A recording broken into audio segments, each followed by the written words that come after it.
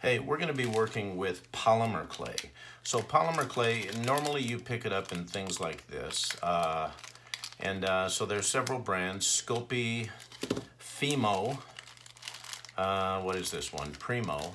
It's these are just some off brands. And the secret about this stuff is it's an oven baked clay, not a kiln like a lot of the the really hard clays that you might use.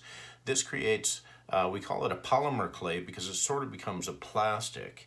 And what that means is it comes in a lot of different colors and they can all be put together. This one has a little bit of paint on it. And as you see, it's been baked. So it is very plastic. It's hard now. It still can break, of course, but it's not brittle. And so that's kind of a cool thing. You can get some pretty good detail with it. There's a lot of different things you can do. These are just some fun little hands that I did. I have one of these is designed to hold a little paintbrush. I wonder if I have anything like a little paintbrush here. Let's see, how would I hold a paintbrush? I guess it's gonna come right through here.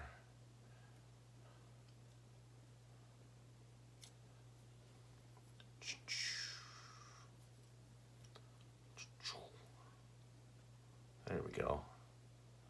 So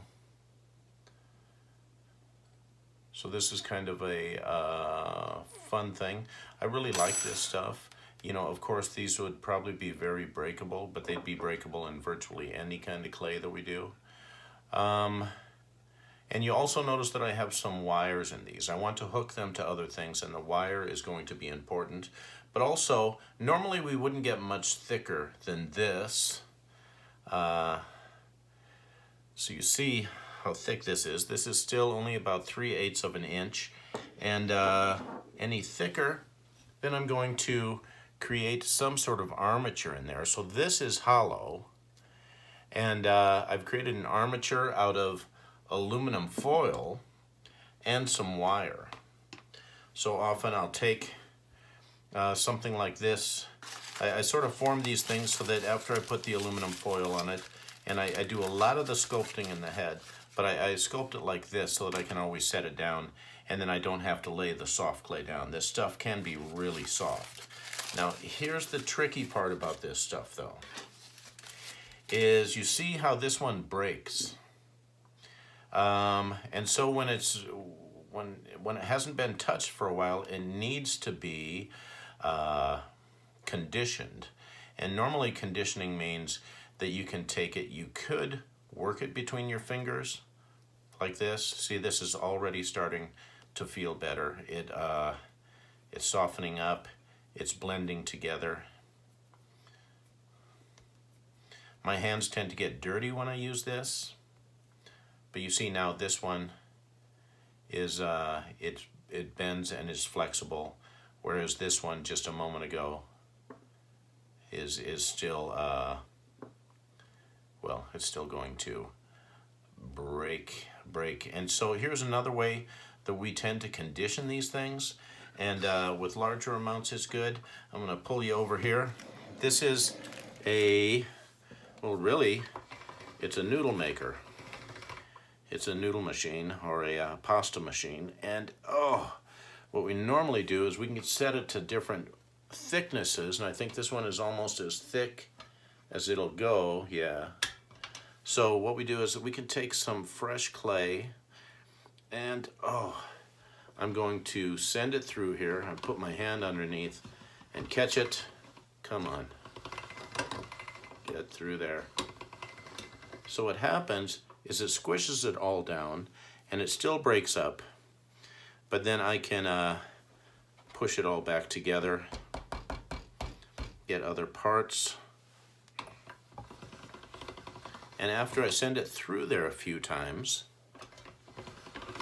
then it starts to become conditioned, and it's much softer. I can fold different parts in. This is also a great way to mix different colors. And there's some amazing things that you can do with this, like this. Now, sometimes we'll be using this to actually thin it way down, so then we can get some very thin colors or some very thin layers. And then, so I might use something like, if I have a whole bunch of white, if I've bought, you know, a couple pounds of one color, I can do a lot of the sculpting with that. Almost like building the musculature up underneath a sculpture. And then I can go ahead and hit it with, you know, put my real colors on top of that. Or sometimes we can blend them together, and I might show you that in a little bit. Now, I'm going to be creating an animal here, and the thing that I really want to do is I want to have resources. So this is a little dog friend that I used to have,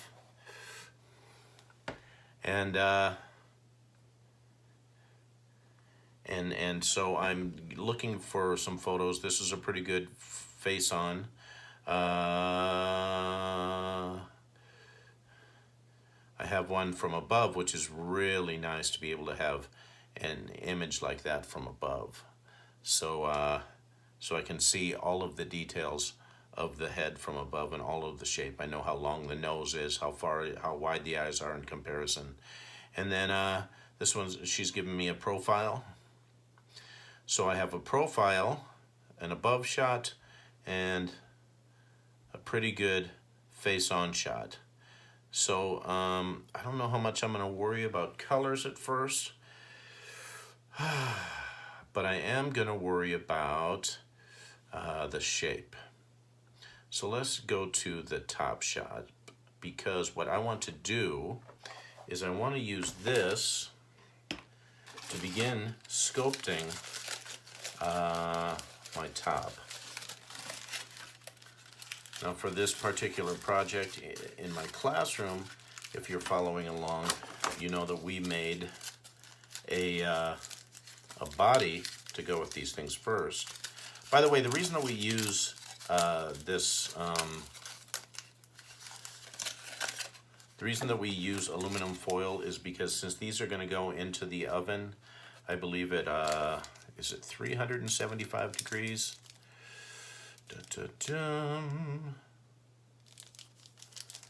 Yeah, I think it's 275 degrees. Oh, geez Louise. So it still just might be, if I have things like this one is covered with plastic tape, it's paper. I don't think that the paper is going to burn in 15 minutes at 275 degrees, but the plastic could melt a little bit. And then so the idea of having an armature, which is made of aluminum or aluminum foil, is a good idea. So I'm going to begin immediately sculpting with the aluminum foil. Remember that I want to have the nose, so I'm going to try to create something very similar to that, so that I only have to use about a 1/4 inch max of clay on there. And then we have different kinds of aluminum foil. And I'm just going to put some on here.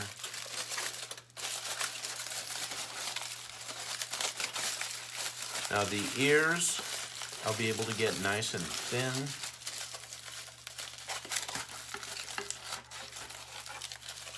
For those of you who have done the molding and casting with me, you know that you can't, it's just, we can't get the ears very thin most of the time,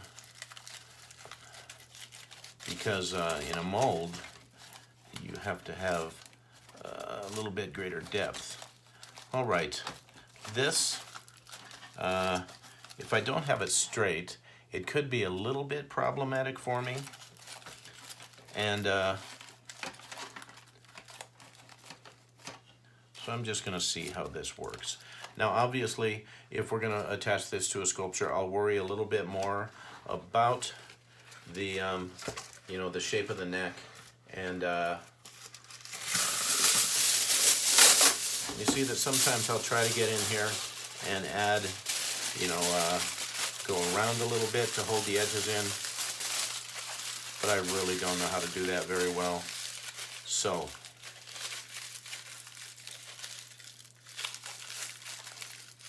So one thing about the aluminum is you can really shape it. If I decide that I want, come on, that I want part of the neck a little bit farther back, I can either push it with my fingers. I could even take a harder tool and sort of tap it. I might end up bending the wire underneath, but that's fine. So remember, I'm not getting too close. So this can be quite thin right here, but I think this is probably a pretty good shape for our demonstration. All right, let us start with some tan, because this little dog had a lot of tan. She was nearly bald.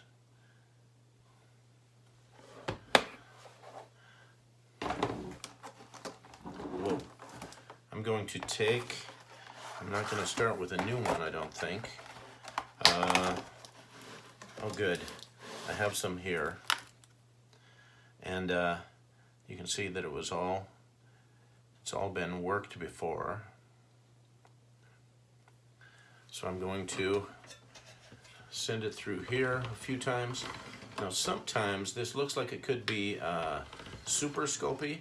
They came out with a number of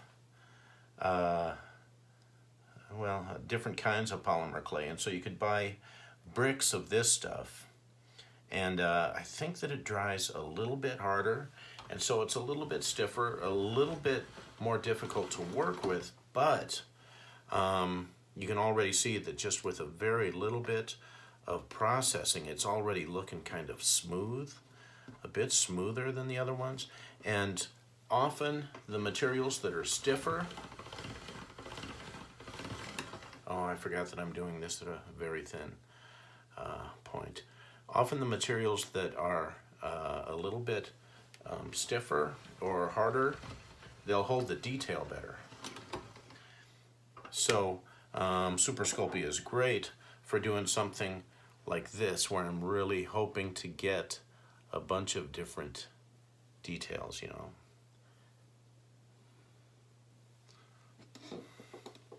All right.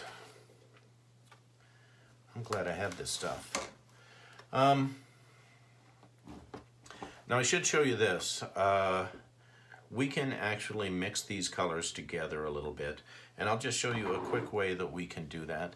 You notice that I have a whole bunch of different colors here, all kinds of different browns, and that's because I took some time and I put them together in different ways. That is, I mix them together a little bit. So here, I'll take some of this, and I'm just going to see what happens if I mix a little bit of this brown in there. I'll run this through here. And one of the really fun things you can do with this is, if I was to just run it through once, I now have very thin layers of this in there. I could cut this and put it together in a couple of different ways. I think this brown is really going to dominate this. And I'm just going to keep folding and sending it through our pasta machine, and then it's going to create a version of a tan or a brown somewhere between this initial one and this really dark one that I had there. Don't know. And then of course, if I have that, I can continue to mix a variety of different colors. You know what? I don't think I'm going to do it anymore. So I'm just going to start applying some of the clay on here. I probably should have chosen some that I had a little bit more of, but here goes.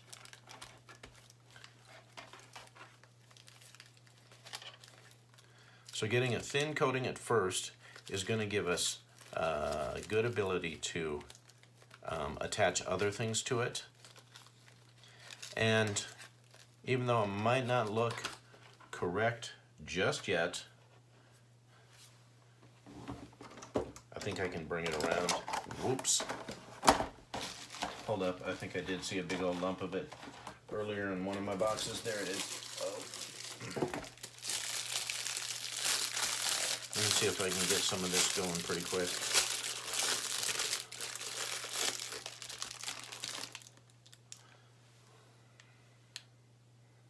Oh, it's so hard. Oh.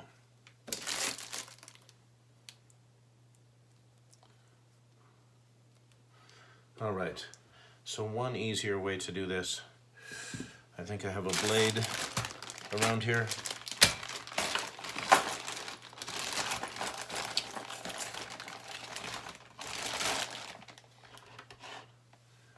Please be careful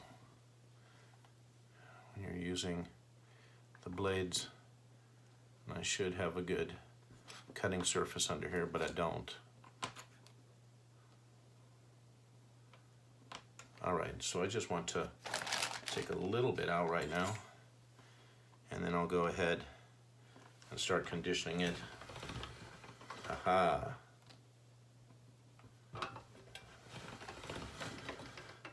Now, as I said, in the classroom, we've just recycled a whole bunch of kind of odd colors.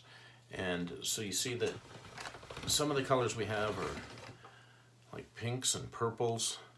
But for this stage, that'll probably work out just fine. All right, I don't know if I'm close to the size of the back of the head, but I'm gonna go ahead and put some on there. I'm not gonna worry about the ears yet. I might pretty soon just mark where I think they'll be.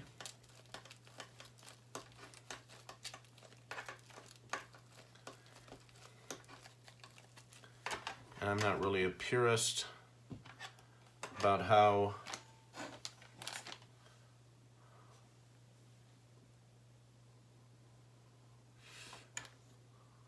about colors at first. I'll try to show that to you. I'll put some on there. It's neat to get it close to your final.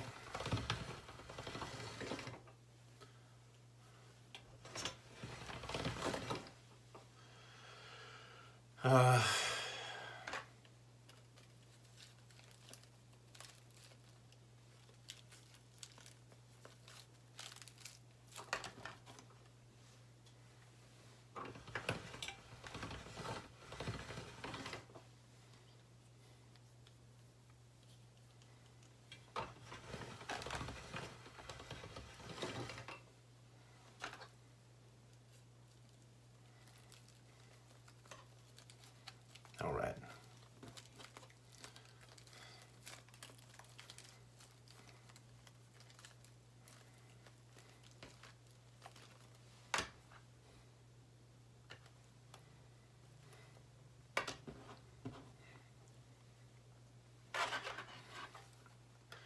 So you can see I'm pretty far off. I can still take any cutting tool or sculpting tool and sort of pull some of the clay off of the aluminum, because I'm going to pound some of this back. Otherwise I'm going to have very thick clay on one side, and I definitely want to try to even out my thicknesses so that they all bake at the same rate. You know, stuff happens, and sometimes we have a little bit of uneven. See how this one is coming so much further, so I can potentially try to move the nose, or I can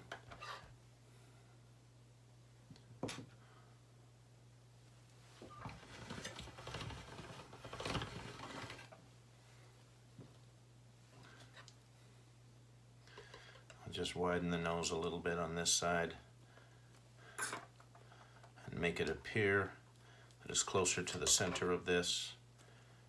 If I have more roundness right here, I'm going to put a little little bit extra over here to match it.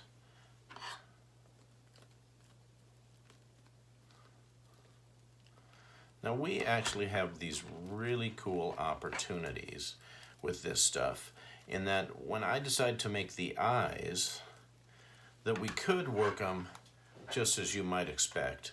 As I look at this from the top, I'm going to try to, imagine that the eyes seem to be here. I'll definitely have to add a bunch back here. They're such big eyes, and they're so dark that one of the things I might do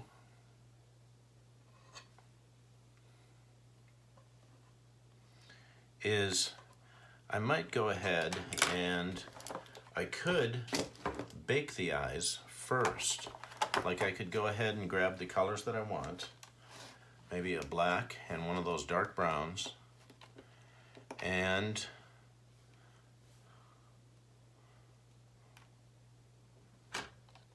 if I can mix some of this together, oh geez Louise.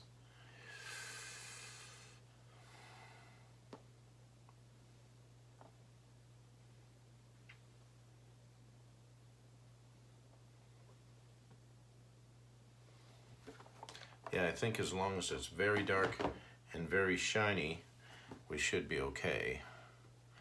But I guess my point is, I could go ahead and bake these first. Once I'm sure that they're the right size and the right color, if I bake them, they become like marbles. And then I can just put them in there and they're not going to get damaged in this process that I go through. Oh, but now that I think about it, I might want to put a touch of blue in there too. I'm just thinking it's going to make it more beautiful. You'll barely be able to see it.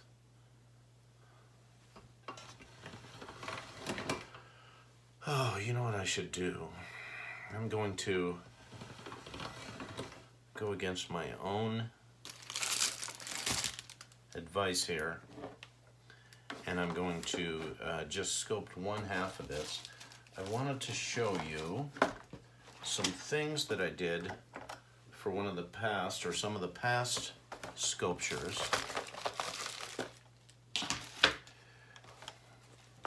There's a possibility of making lots of patterns, and so if you notice, oh, it's difficult to see. What I did was I rolled up a bunch of different colors. Let me see. One into another, and then I cut them into very small. I made a long roll, and then I cut them into very small sections. Now here I have all of these. I baked all of these. I sculpted these things that I thought looked a little bit like eyes, and then I baked them so that I could throw them into some of the sculptures that I do. And so that's kind of what I was getting at. That's what I wanted to show you.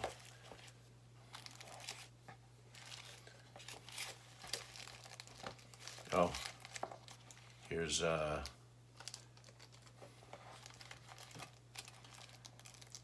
so here's the idea. I took a number of different colors and I put them all together. You know what? It's too complicated. I'm not going to tell you. I'm not going to tell you. I'll show you sometime.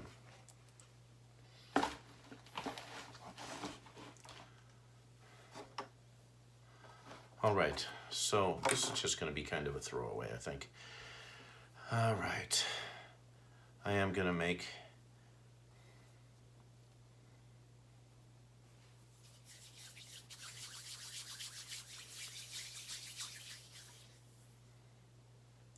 a single eye. You think that's too big? No, I think it's a good size. So then, judging this, I'm going to do a weird thing. I'm definitely going to have to add some more on there because you need some more out there. I'm going to bring this eye about over here. And I know it seems kind of weird to dig a hole for an eye, but I've said it before, I'll say it again. Any animal that has eyes probably has a skull. If it has a skull, then it has an eye socket. If it has an eye socket, it probably has a brow and a cheekbone. And so what I'm going to do is I'm going to, I might be able to use only half of this. Let's see if I can do it.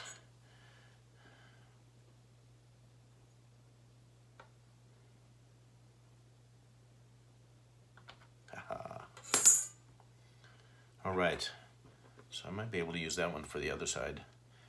And I'm doing this as an example. I want you to be able to see how the process is done. Normally, when I place one eye, I would place the other one at the same time so that I would make them symmetrical. But instead, I'm just going to try to get through some of this so that you can see the process.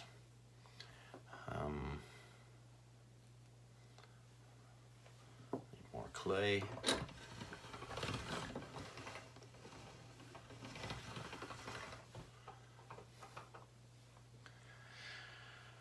Alrighty, I am going to look closely at this, and then I'll look from this side, and I can see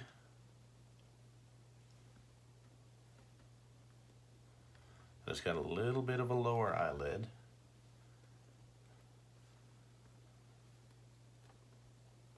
Comes back to here.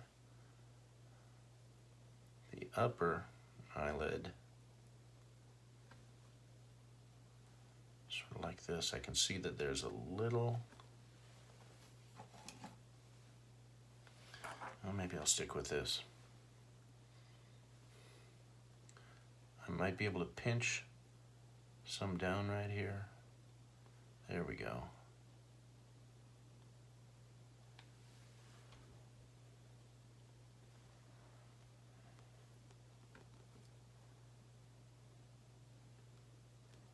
All right, so here's some things I'm going to start doing now. I'm going to use, I guess this is some more of that eye color, but I'm going to go ahead and use it and try to do a little bit of the nose. So let's see, it comes back a bit like this.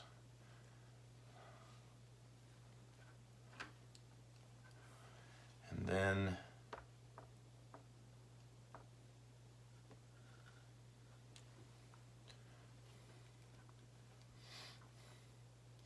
all right, here's a way to think about noses. Please try not to think of a nose too much as the holes in the face. Instead, I mean, the nostrils are going to be important. But what I really want to do is I would like to, instead of doing the holes, thinking of the nostrils as holes, think of them as, can you see this? Nope. Whoa. Think of them as the flesh surrounding the hole. Because that way then, I can get in here and I can add a little bit of color. Bring it around. I might go ahead and just come all the way around. I don't know, maybe that's too big, but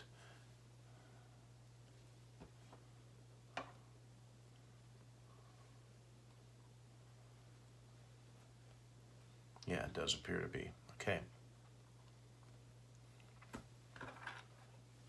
But I can always size it down. Schwunk. Chapow.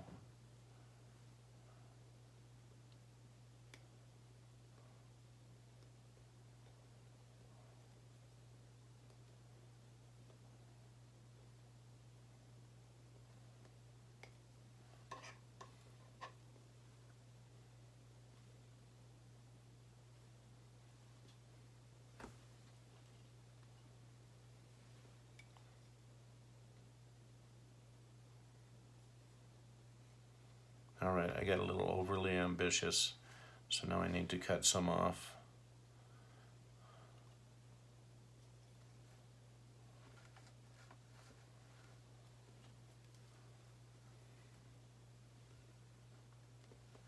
Now you might notice also that I got a little bit fast and free with the colors, and part of that is because I know that I can add some colors through here, and I don't got to keep them hard edged. I can put a little bit of what's going on here down here, and then maybe even feather it a little bit as I put it in. But remember, the one thing we can do is we can always paint this afterwards.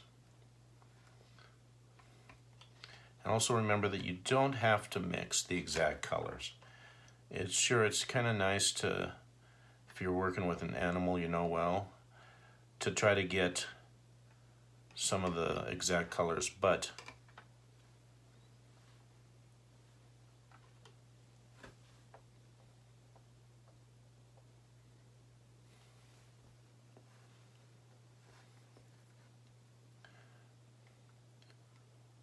in the end, it's we're not copy machines.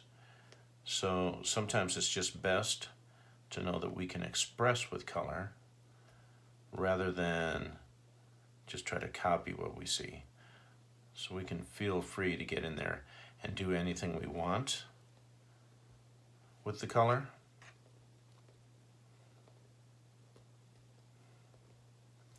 All right.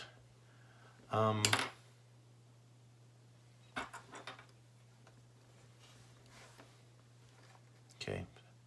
And so I don't have to cut it away necessarily. If I need to bring a portion back, I can maybe do that. I see that I can push the nostrils back a little bit more, and that means the fleshy parts surrounding the holes, I can bring those back.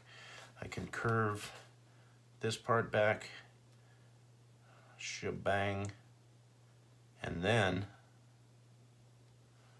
I haven't even started on the lower jaw, the lower mandible. But let's see if I can just shape something quick.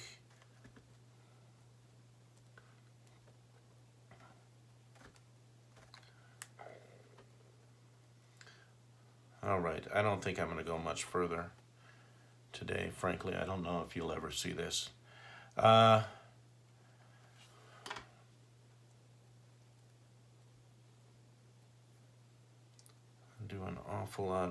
Shoot an awful lot of videos that nobody ever sees.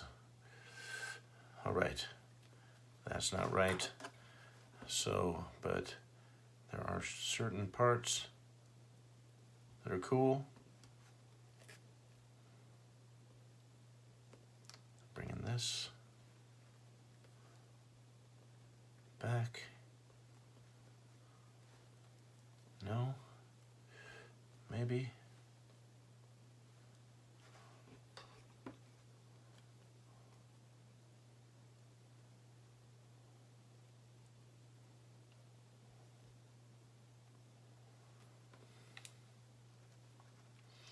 And then I see that lower mandible might come this way a little. Oh yeah, I can bring that neck back further. I think I suggested that earlier.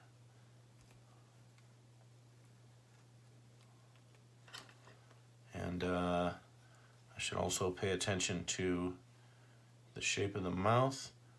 Now, especially something like this, the shape of the mouth, we can do an almost like a watercolor in that later, and to create a nice shadow. Although if I can cut in here deeply enough, it already does kind of a nice shadow. We want to make it a little bit irregular because it's fur, of course, and but we know that it's kind of round because the mouth, the jaw is round in the front.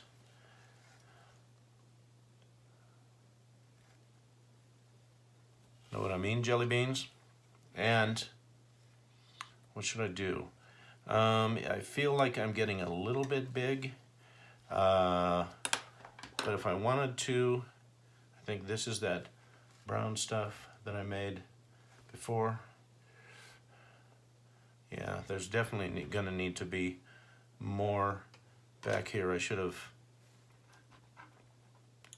could have made the head much bigger. In fact, if I was going to, I'd probably use this, wouldn't I?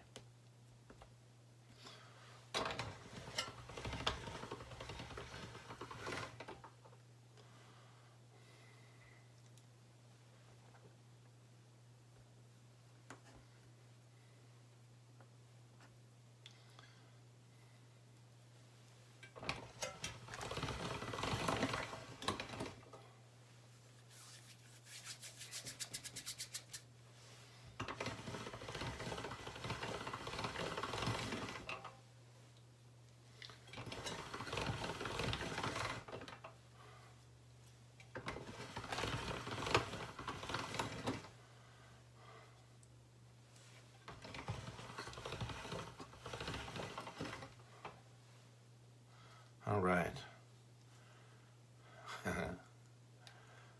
Let's see, how far can we go? Jeez, it's huge. So sometimes I'll measure like this. I'll take a tool. I can measure from the nose to the eye, whatever part, the back of the eye, the middle of the eye. And I've marked that measurement with that. Now from the eye to the back of the head, seems to be a little bit more than that. So if I measured the same way here, then from that eye to the back of the head, I'm gonna have to come back to there. Now that's not as bad as I thought. I'm not off as far as I thought, but we'll see.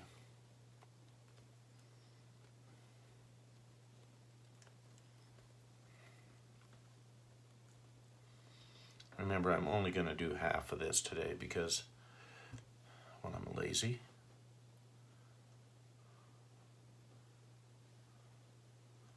And it does come much further out here, doesn't it?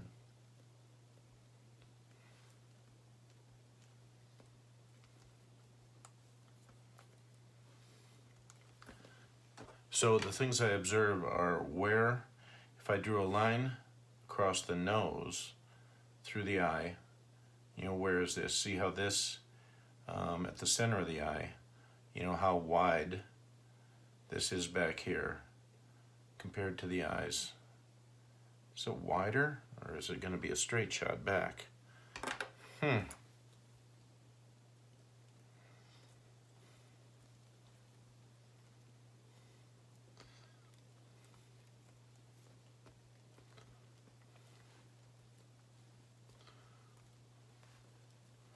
All right.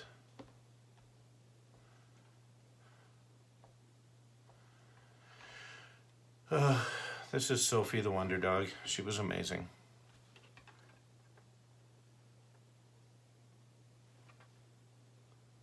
She had superpowers.